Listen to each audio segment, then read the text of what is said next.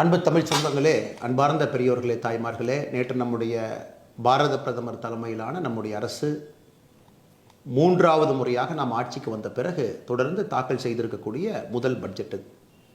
India முழுவதுமே பெரும் வரவேற்பை பெற்றிருக்கக்கூடிய அந்த பட்ஜெட் குறிப்பாக பெண்களுக்கு, குழந்தைகளுக்கு, நடுத்தர மக்களுக்கு, ஏழை மக்களுக்கு, விவசாய பெருமக்களுக்கு எல்லோருக்கும் கூட ஒரு சிறப்பு செய்வதாக அமைந்திருக்கிறது. இதை தாண்டி இளைஞர்களுக்கும் ஒரு பெரிய அளவில் பல திட்டங்களை கொண்டு வந்திருக்கின்றார்கள். வழக்கம் போல தமிழகத்தினுடைய முதலமைச்சர் மாண்புமிகு திரு மு க ஸ்டாலின் அவர்கள் இந்த பட்ஜெட் சரியில்லை, தமிழகத்தை புறக்கணித்திருக்கின்றார்கள். அதனால் இந்த வாரம் நடக்க இருக்கக்கூடிய நித்தி ஆயோக் கவர்னிங் கவுன்சில் மீட்டிங்க்கு நான் புறக்கணிப்பதாக சொல்லியிருக்கின்றார். மாண்புமிகு முதலமைச்சருக்கு இது புதிதல்ல. 2022 நடந்த நித்தி ஆயோக் கவர்னிங் கவுன்சில் மீட்டிங்கிலும் கூட முதலமைச்சர்கள் பங்கேற்கக்கூடிய மீட்டிங் அது கவர்னிங் கவுன்சில். 2022 கூட தமிழ்நாடு முதலமைச்சர் மு க ஸ்டாலின் அவர்கள் பங்கேற்கவில்லை. 2023 நித்தி ஆயோக் கவர்னிங் கவுன்சில் மீட்டிங்கிலும் கூட தமிழ்நாட்டினுடைய முதலமைச்சர் பங்கேற்கவில்லை. 2024 நடக்க இருக்கக்கூடிய நித்தி ஆயோக் கவர்னிங் கவுன்சில் மீட்டிங்க்கு ஒரு புதிய சாக்குப்போக்கு காரணத்தை சொல்லி அங்கிருந்து நலிவுவிடலாம் என்கின்ற எண்ணத்தை அவர் வெளிப்படுத்தி இருக்கின்றார். உண்மையை சொல்ல வேண்டும் என்றால் தமிழக முதலமைச்சர் அவர்கள் நித்தி ஆயோக் மீட்டிங்க்கு சென்று தமிழக மக்கள் சார்பாக பேசி தமிழகத்திற்கு என்ன வேண்டும், நாம் எங்கே இருக்கின்றோம் என்று பேசுவதற்கு மிக முக்கியமாக வருடத்திற்கு ஒரு முறை இந்தியாவில் இருக்கக்கூடிய எல்லா முதலமைச்சர்களும் சென்று அமர்ந்து பேசக்கூடிய ஒரு மீட்டிங். இதில் பாரத பிரதமர் நரேந்திர மோடி அவர்களும் கூட பங்கேற்பார்கள், அவர் சேர்மன் என்கின்ற முறையில். மாண்புமிகு தமிழகத்தினுடைய முதலமைச்சர் திரு மு க ஸ்டாலின் அவர்கள் சொல்லியிருக்கக்கூடிய காரணத்தை யாரும் கூட ஏற்றுக்கொள்ள மாட்டார்கள். என்ன சொல்லியிருக்கிறாங்க? தமிழகத்தினுடைய பெயர் பட்ஜெட்டில் இல்லை. நாம் ஒரு விஷயத்தை புரிந்து கொள்ள வேண்டும் அன்பு சொந்தங்களே. இந்த தாக்கல் செய்யப்பட்டிருக்கக்கூடிய பட்ஜெட் என்பது 48,20,512 கோடி ரூபாய். இந்த 48,20,512 கோடியும் தமிழகத்தில் இருக்கக்கூடிய மக்களுக்கும் இந்தியாவில் இருக்கக்கூடிய எல்லா மக்களுக்கும் மத்திய அரசு கொடுக்க வேண்டும். அதுக்கு தான் இந்த பட்ஜெட். இந்த ஆண்டு முழுவதும் எப்படி இருக்கணும்? இதற்கு முன்பு யூபிஏ அரசு 10 ஆண்டு காலம் யூபிஏ அரசில் அவர்கள் போட்டிருக்கக்கூடிய பட்ஜெட்டில் தமிழகம் என்கின்ற வார்த்தை, தமிழ்நாடு என்கின்ற பெயர் எத்தனை முறை வந்திருக்கு? நிதியமைச்சராக பி சிதம்பரம் அவர்கள் பலமுறை பட்ஜெட்டை கொடுத்துருக்குறாங்க. எத்தனை முறை வந்திருக்கு? 2004-05 பட்ஜெட்டில் வரவே இல்லை தமிழ்நாடு என்கின்ற பெயர். 2005-06 தமிழ்நாடு என்கின்ற பெயர் வரவே இல்லை. 2006-07 தமிழ்நாடு என்கின்ற பெயர் வரவே இல்லை. 2007-08 54 கோடி ரூபாய் என்கின்ற மொத்த அடிப்படையில் 2 முறை தமிழகத்தினுடைய பெயர் இருந்துச்சு. 2008-09 ஒரு முறை தமிழகத்தினுடைய பெயர் 300 கோடி ரூபாய்க்கு இருந்துச்சு. 2009-10 தமிழகத்தினுடைய பெயர் இல்லை. 2010-11 ஒரு முறை தமிழ்நாடு என்கின்ற வார்த்தை இருந்துச்சு, 200 கோடி. 2011-12 இல்லை. 2012-13 இல்லை.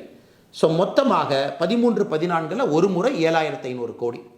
மொத்தமாக 10 ஆண்டுகளில் தமிழகம் என்கின்ற பெயரை பயன்படுத்தி சிறப்பு நிதி அந்த திட்டத்திற்காக ஒதுக்கி இருப்பது 8,054 கோடி ரூபாய். யூபிஏவுடைய 10 ஆண்டு 2004 14. நாம் ஆட்சிக்கு வந்த பிறகு நம்முடைய வேறு பட்ஜெட்டில் தமிழகம் என்கின்ற வார்த்தையை 2014-15 பட்ஜெட்டில் 2 முறை பயன்படுத்தி இருக்கின்றோம், 129 கோடி. 2015-16 ஒரு முறை பயன்படுத்தி இருக்கின்றோம், 2,021 கோடி. 2021-22 ஒரே நேரத்தில் தமிழகம் என்கின்ற பெயரை பயன்படுத்தி 1,03,000 கோடி ரூபாய், குறிப்பாக தமிழகத்தினுடைய சாலை விரிவாக்கத்திற்காக 1,03,000 கோடி. ஸோ இதுவரை நாம் தமிழகம் என்கின்ற வார்த்தையை பயன்படுத்தி 1,05,150 கோடி ரூபாய். ஸோ உண்மையை சொல்ல போனால் இந்த 48,20,152 கோடி ரூபாய் எல்லா மாநிலத்துக்கும் வரும். ஒரு பட்ஜெட்டில் எல்லா மாநிலத்தினுடைய பெயரையும் அவர்கள் சொல்வது கிடையாது. எல்லா மாநிலத்துக்கும் அது வரும். ஏதாவது ஒரு பெயர் மாநிலத்தினுடைய பெயரை ஒரு தமிழ்நாடு என்கின்ற பெயரை சொல்லியிருக்கக்கூடிய காலகட்டம் 2021-22 1,03,000 கோடியில் வேறு மாநிலத்தினுடைய பெயர் இருக்காது. ஆனால் இதையெல்லாம் ஒரு சாக்குப்போக்கு காரணமாக எடுத்துக்கொண்டு நான் நித்தி ஆயோக் கவர்னிங் கவுன்சில் மீட்டிற்கு செல்ல மாட்டேன் என்று முதலமைச்சர் சொல்வதை யாரும் கூட ஏற்றுக்கொள்ள மாட்டார். ஸோ இப்படி பேசக்கூடிய முதலமைச்சர் அவர்கள் யூபிஏ கூட்டணியில் இருந்த பொழுது தமிழகம் என்கின்ற பெயரை பயன்படுத்தி யூனியன் பட்ஜெட்டில் அதற்காக ஒதுக்கி இருப்பது 8,054 கோடி. ஆனால் இன்னைக்கு நம்முடைய ஆட்சியில் தமிழகம் என்கின்ற பெயரை பயன்படுத்தி 1,05,150 கோடி. இது இல்லாமல் 10,76,000 கோடி ரூபாய் கடந்த 10 ஆண்டுகள் இந்த பட்ஜெட் இல்லாமல் கடந்த 10 ஆண்டுகளில் தமிழகத்திற்கு வந்திருக்கக்கூடிய நிதி என்பது நமக்கு தெரியும், எல்லோருக்கும் தெரியும். ஆனால் முதலமைச்சருடைய இந்த முதல் பொய்யை உங்களுக்கு தோலுரித்து காட்ட வேண்டும் என்று நாங்கள் விரும்புகின்றோம். தமிழகத்தை எப்பொழுதும் பாரத பிரதமர் நரேந்திர மோடி அவர்கள் புறக்கணிக்கவில்லை, புறக்கணிக்க போவதும் இல்லை. உதாரணத்துக்கு இந்த பட்ஜெட்டில் குஜராத் பேர் இல்லை, இந்த பட்ஜெட்டில் கர்நாடகாவினுடைய பேர் இல்லை, இந்த பட்ஜெட்டில் மகாராஷ்டிராவினுடைய பேர் இல்லை, இந்த பட்ஜெட்டில் பாரதிய ஜனதா கட்சி ஆளுகின்ற மாநிலத்தினுடைய பெயர் இல்லை. அதுக்கு என்ன காரணம்? அந்த மாநிலத்திற்கு செல்ல வேண்டிய நிதி இந்த 48,20,512 கோடி ரூபாயில் போயிடும். அதனால் 2 மாநிலத்தினுடைய பேரை மட்டும் சொல்லிட்டாங்க, எங்கள் மாநிலத்தினுடைய பேரை சொல்லல, அதனால் எங்களுக்கு நிதி இல்லை என்று சொல்வதை எப்படி சொல்றதுங்க? கல்யாணத்துக்கு போயிட்டு சீப்படிச்சு ஒழிச்சு வச்சுட்டா கல்யாணம் நடக்காது என்று சொல்வதை போல தமிழகம் என்கின்ற பெயரை பட்ஜெட்டில் சொல்ல, அதனால் தமிழகத்திற்கு நிதி வராது என்கின்ற பொய்யை முதலமைச்சர் அவர்கள் சொல்லிக் கொண்டிருக்கின்றார். இதை தாண்டி தமிழகத்திற்கும் இந்தியாவிற்கும் இந்த பட்ஜெட்டை பொறுத்தவரை பல முக்கியமான சிறப்பம்சம் வாய்ந்த திட்டங்களை பிரதமர் அவர்கள் கொடுத்திருக்கிறாங்க. அதற்கு முன்பு நாம் ஒரு விஷயத்தை புரிஞ்சுக்கணுங்க. மத்திய அரசு மாநிலங்களுக்கு கொடுக்கக்கூடிய வரி பங்கீடு 2019-20 அந்த ஆண்டில் பார்த்தீங்கன்னா 11,45,000 கோடி ரூபாய், 11.45 lakh crore இருந்துச்சு. அவ்வளோ பணத்தை எல்லா மாநிலத்துக்கும் பிரித்து கொடுப்பாங்க. இந்த முறை 5 ஆண்டுகள் கழித்து, நம்முடைய ஆட்சியிலே 5 ஆண்டுகள் கழித்து இந்த பட்ஜெட்டில் மாநிலங்களுக்கான வரி பகிர்வு பார்த்தீங்கன்னா 23,49,000 கோடி. அப்படி பார்த்தீங்கன்னா கிட்டத்தட்ட நம்முடைய ஆட்சியில் 5 ஆண்டுகள்லேயே கிட்டத்தட்ட நாம் 2 மடங்குக்கு மேலே மாநிலங்களுக்கு கொடுக்கக்கூடிய வரி பங்கீடு அதிகப்படுத்தி இருக்கின்றோம். போன பட்ஜெட்டில் மாநிலங்களுக்கு கொடுக்கக்கூடிய வரி பங்கீடு என்பது 20,99,000 கோடி. இந்த பட்ஜெட்டில் 23,49,000 கோடி. இந்தியா வளர்கிறது என்பதற்கு சாட்சி. டாக்ஸ் கலெக்ஷன் நடக்குது, இந்தியா வளர்கிறது, பொருளாதாரம் மேம்படுகிறது, அரசுக்கு பணம் வருகிறது. அந்த பணத்தை பிரித்து மாநிலங்களுக்கு கொடுக்குறாங்க. 23,49,000 கோடி ரூபாய் மாநிலங்களுக்கு பிரித்து கொடுத்துருக்குறாங்க. அந்த பணம் வரும். தமிழக அரசு தன்னுடைய பட்ஜெட்டில் அந்த பணத்தை அக்கௌண்ட் பண்ணி தமிழக அரசு செலவு பண்ணுவாங்க. அப்போ தமிழகத்தை புறக்கணித்திருக்கின்றார்கள் என்ற அர்த்தமா? அதை தாண்டி அன்பு சொந்தங்களே, நமக்கு தெரியும் இன்னைக்கு பெண்கள் குழந்தைகள் இருவருக்கும் மையப்படுத்தி 3 லட்சம் கோடி ரூபாய், சுதந்திர இந்தியாவிற்கு பிறகு 3 லட்சம் கோடி ரூபாய் பெண்களுக்கும் குழந்தைகளும் மையப்படுத்தி எந்த பட்ஜெட்லேயும் தமிழ்நாட்டில் இருக்கக்கூடிய நம்முடைய சகோதரிகளுக்கும் குழந்தைகளுக்கும் இதன் மூலமாக பணம் வரப்போகுது, சிறப்பு திட்டம் வரப்போகுது. இது எல்லோரும் அறிந்தது. இன்னைக்கு மிக முக்கியமாக அமைப்பு சார், அதாவது ஆர்கனைஸ்ட் எம்ப்ளாய்மெண்ட்டில் இன்னைக்கு புதிதாக வேலைக்கு செல்லக்கூடிய யார் வேலைக்கு சேர்றாங்களோ 1 மாத சம்பளத்தை மத்திய அரசு 3 இன்ஸ்டால்மெண்ட்டில் அந்த கம்பெனி கொடுக்குறாங்க, ஊக்குவிப்பதற்காக, வேலைவாய்ப்பை ஊக்குவிப்பதற்காக. இன்னைக்கு புதிதாக ஒருத்தர் படிக்கிறார், ஆர்ட்ஸோ இன்ஜினியரிங்கோ படிக்கிறாங்க, ஒரு கம்பெனியில் வேலைக்கு சேர்றாங்க, அந்த கம்பெனியில் இபிஎஃப் கட்டுறாங்க. 1 மாத சம்பளத்தை 1 லட்சம் ரூபாய் வரை, மேக்ஸிமம் 1 லட்சம் ரூபாய் வரை அவங்க சம்பளம் இருக்கலாம் அந்த கேட்டகரிக்குள்ள. 1 மாத சம்பளத்தை மத்திய அரசு 3 இன்ஸ்டால்மெண்ட்டில் அந்த கம்பெனி கொடுக்குறாங்க தனியார் நிறுவனத்திற்கு. காரணம் வேலைவாய்ப்பை ஊக்குவிக்கணும்.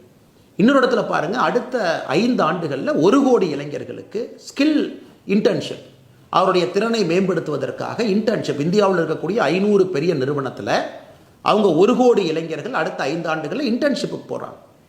முதல்ல 6,000 ரூபாய் கொடுக்குறாங்க, மாதம் இன்டர்ன்ஷிப்புக்கு 5,000 ரூபாய் கொடுக்குறாங்க. இதெல்லாம் எல்லோருக்கும் வரக்கூடியது. குறிப்பாக இளைஞர் மேம்பாட்டுக்காக கொண்டு வந்திருக்கக்கூடிய திட்டத்தை நம்ம பார்த்துருக்கின்றோம். இதெல்லாம் இந்த பட்ஜெட்டினுடைய மிக சிறப்பான ஒரு விஷயங்களாக நாம் பார்த்து கொண்டிருக்கின்றோம். அதை தாண்டி குறிப்பாக யார் வீடு இல்லையோ, நம்முடைய தேர்தல் அறிக்கையிலே சொல்லியிருக்கின்றோம், இந்த பட்ஜெட்லேயே சொல்லியிருக்கின்றோம், கிராம பகுதியில் 3 கோடி வீடு, நகர்பகுதியில் 1 கோடி வீடு, ஒரு வீடு 10 லட்சம் ரூபாய் பெறுமானதாக, நகர்பகுதியில் 1 கோடி வீடு நாம் கட்டி கொடுப்போம் என்கின்ற நகர்ப்புறத்தில் இருக்கக்கூடிய ஏழைகளுக்கான திட்டத்தை நம்முடைய பாரத பிரதமர் நரேந்திர மோடி அவர்கள் தலைமையிலான அரசு கொண்டு வந்திருக்காங்க. அதையும் நம்ம பார்க்குறோம்.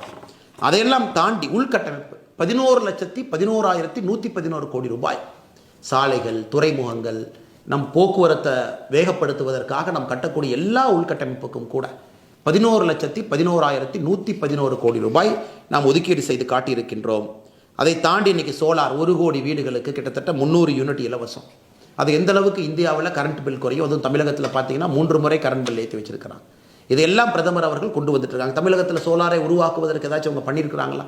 இந்த கேள்விக்கெல்லாம் முதலமைச்சர் அவர்கள் பதில் சொல்வதற்கு தயாராக இல்லை. மற்ற எல்லா விஷயத்தையும் அவங்க பேசுகிறாங்க. இன்றைக்கி சோலார் மின் திட்டம் விரிவாக்கத்திற்கு மட்டுமே 1,28,00,000 அப்ளிகேஷன் வந்திருக்குது பாருங்கள், 1 கோடி பேர் அந்த திட்டத்திற்கு. அதை தாண்டி முத்ரா கடன் திட்டம், குறிப்பாக தமிழகத்தை பொறுத்தவரை முத்ரா கடனிலே அதிகமாக பயன்பெறக்கூடிய ஒரு மாநிலம். 10 லட்சம் ரூபாயில் இருக்கக்கூடிய கடன் உச்சவரம்பு இன்றைக்கி 20 லட்சம் ரூபாய் கொண்டு போயிருக்கிறாங்க. இது எல்லோருக்கும் கூட மிக முக்கியமான ஒரு விஷயமாக நாம் பார்க்கின்றோம். அதெல்லாம் தாண்டி இன்னைக்கு புற்றுநோயாளிகள் பயன்பெறும் வகையில் அவங்க பயன்படுத்தக்கூடிய 3 முக்கியமான மருந்துகளுக்கு வரி விலக்கு இருக்குங்க. உள்நாட்டு உற்பத்தியை ஊக்குவிக்க மொபைல் ஃபோன் சார்ஜர் மீதான வரி 15% குறைச்சிருக்கிறாங்க. லித்தியம் கோபால்ட் 25 கனிமங்கள் மீதான வரியை குறைச்சிருக்கிறாங்க. தங்கம் வெள்ளி மீதான சுங்க வரி 6% குறைவு. இன்றைக்கே தங்கம் பார்த்தீங்கன்னா ரேட் 2,000 ரூபாய் மார்க்கெட்டில் குறைஞ்சிருக்கு.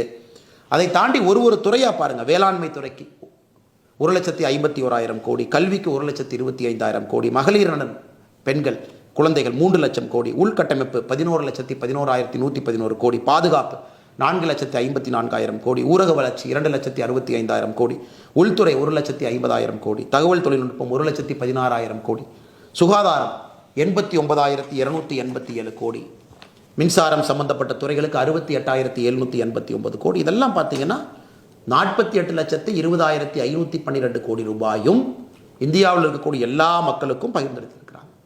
அதனால் இவர்கள் சொல்லக்கூடியது முழு பொய்யை. இவங்க நித்தி ஆயோக் போகிறதுக்கு மனசு இல்லை. தமிழ்நாட்டுக்கு தேவையான விஷயங்களை பேசி கொண்டு வருவதற்கு முதலமைச்சரால் முடியாது. 2022 முதலமைச்சர் போல, 2023 போலிங்க, 24 போக மாட்டேன்னா என்ன அர்த்தங்க? வருடத்திற்கு ஒரு முறை இந்தியாவினுடைய எல்லா முதலமைச்சர்களும் பாரத பிரதமரோடு சந்திக்கக்கூடிய கவர்னர் கவுன்சில் மீட்டிங். அந்தந்த மாநிலத்தை பற்றி எல்லோருக்கும் பேசுவதற்கு உரிமை இருக்கு. அதனால் முதலமைச்சருக்கு போவதற்கு மனமில்லை. அதற்கு சாக்கு போக்கு சொல்வதற்காக இதை கையில் எடுத்துக்கொண்டு முதலமைச்சர் அவர்கள் நாடகம் ஆடுகின்றார். அதனால் பாரதிய ஜனதா கட்சியினுடைய கோரிக்கை, மாண்புமிகு தமிழகத்தினுடைய முதலமைச்சர் அவர்கள் செல்லணும். தமிழக மக்களுக்காக பேசுறாங்க. அவர் குடும்பத்தையோ திமுகவையோ அவர் என்கின்ற தனி மனிதனையோ போய் ரெப்ரசென்ட் பண்றதுக்கு அந்த மீட்டிங் இல்லைங்க. தமிழ்நாட்டினுடைய பிரச்சனையெல்லாம் சொல்றக்கு, தமிழ்நாட்டுக்கு இன்னும் அடுத்த வருஷம் அதிகமாக வரி வேணும், இன்னும் புதிய திட்டங்களுக்கு பணம் வேண்டும், இது வேண்டும், இன்னும் மத்திய அரசு பணம் கொடுக்க வேண்டும், எதாக இருந்தாலும் முதலமைச்சர் நியாயமான முறையில் போய் நித்தி ஆயோக்கில் கேட்டால் தாங்க பணம் வரும். அப்போ தான் அடுத்த பட்ஜெட்டுக்கு கொண்டு போக முடியும். அதற்கு ஆளுங்கட்சியாக மத்தியில் இருக்கக்கூடிய பாரதிய ஜனதா கட்சி, இங்கே இருக்கக்கூடிய நாங்களும் அதற்கு போராடுகின்றோம். முதலமைச்சர் போய் பேசணும். அங்கே போய் பேசவே மாட்டோம். தென் தமிழகத்தில் தண்ணி பிரச்சனை, பணம் வேண்டும். இன்னைக்கு தென் தமிழகத்தில் குறிப்பாக படித்துவிட்ட இளைஞர்களுக்கு வேலை வாய்ப்பு இல்லை, அது பேசணும். தமிழகத்தில் ஆனைமலை நல்லாறு திட்டத்திலிருந்து பல திட்டங்களுக்கு ஆயிரக்கணக்கான கோடி ரூபாய் பணம் வேண்டும், அதை பற்றி முதலமைச்சர் பேசணும். தமிழகத்திற்கு வேறு என்ன பணம் வேணும்? சென்னை மெட்ரோ மத்திய அரசு மாநில அரசு இருவரும் இணைந்து செயல்படுத்தக்கூடிய திட்டம், அது கோயம்புத்தூருக்கு வேணும்னு கேட்குறாங்க. அது தமிழகத்தில் இருக்கக்கூடிய எல்லா பெரிய ஊர்களுக்கும், மதுரைக்கு வேண்டும், எல்லா ஊர்களுக்கும் வேண்டும் என்று கேட்குறாங்க. அதை முதலமைச்சர் போய் கோரிக்கையாக வைக்கட்டும், நித்தி ஆயோக் பயன்படுத்தட்டும். அந்த கோரிக்கையில் நியாயம் இருந்தால் நாங்களும் முதலமைச்சரோடு சேர்ந்து பேசுகின்றோம். தமிழகத்திற்கு வர வேண்டிய பணத்தை கொண்டு வருவதற்கான எல்லா முயற்சியும் எடுக்கிறோம். 10 ஆண்டுகளில் 10,76,000 கோடி ரூபாய் கொடுத்து, இந்த பட்ஜெட்லையும் இது போல எல்லா அறிவிப்புகளும் கொடுத்து தமிழகத்தில் இருக்கக்கூடிய எல்லோரும் பயன்பட போகிறாங்க. இன்னைக்கு நம்முடைய நிர்மலா சீதாராமன் அவங்க சொல்லியிருந்தாங்க, இன்னைக்கு ராஜ்யசபாவில் மகாராஷ்டிரா என்கின்ற பேரை நான் சொல்லாமல் இருந்திருக்கலாம். ஆனால் மகாராஷ்டிராவுக்கு 67,000 கோடி ரூபா ஒரு ப்ராஜெக்ட்டுக்கு போர்ட்டுக்கு போகுது. அதனால் ஒரு மாநிலத்தினுடைய பெயரும் நான் சொல்ல வேண்டும் என்கின்ற அவசியம் இல்லை. மாநிலத்தினுடைய பெயரை சொல்லவில்லை என்றாலும் கூட அந்த பகிர்மான நாம் கட்டியிருக்கக்கூடிய அந்த வரி என்பது எல்லோருக்கும் வரப்போகுது. அதுக்கு தான் அந்த பட்ஜெட்டினுடைய டோட்டல் காஸ்ட் 48,20,512 கோடி ரூபாய். இந்திய அரசியல் வரலாற்றில் அதிகமாயிட்டே போகுது. மாநிலத்திற்கு வரக்கூடிய நிதி பகிர்மானமும் ஒரு பக்கம் அதிகமாகுது. 2019-20க்கும் 24-25க்கும் 2 மடங்குக்கு மேலே அதிகமாயிருக்கு. அதனால் இதை எதுவும் பேசாத முதலமைச்சர் தமிழகத்திற்கு 100 industrial city plug and pay மாடலில் வந்திருக்கு. அதையும் மத்திய அரசு ஊக்குவிக்கிறாங்க. தமிழ்நாடு உட்பட பெரும் நகரங்கள் அந்த 100ல் இருக்க போகிறாங்க. அது எதுவுமே பேசல, வீடு வரப்போகுது. அதனால் முதலமைச்சர் அவர்கள் தான் சொல்லக்கூடிய பொய்யை சொல்வதை நிறுத்திவிட்டு நித்தி ஆயோக் மீட்டிங்கில் ஆக்கப்பூர்வமாக தமிழகத்தினுடைய கருத்தை எடுத்து வைப்பதோடு மட்டும் இல்லாமல் தொடர்ந்து மத்திய அரசு செய்வதையெல்லாம் பொய்யை சொல்லி தனக்கு இருக்கக்கூடிய ஊடக பலத்தை பயன்படுத்தி அதன் மூலமாக மக்கள் நம்பிவிடுவார்கள் என்று முதலமைச்சர் அவர்கள் நினைப்பது முட்டாள்தனம். அதனால்தான் இந்த காணொலி தேவைப்படுகிறது. நேரம் கொடுத்து பார்த்தவங்கள் அனைவருக்கும் என்னுடைய நெஞ்சார்ந்த நன்றிகளை தெரிவித்துக் கொள்கின்றேன். நன்றி, வணக்கம்.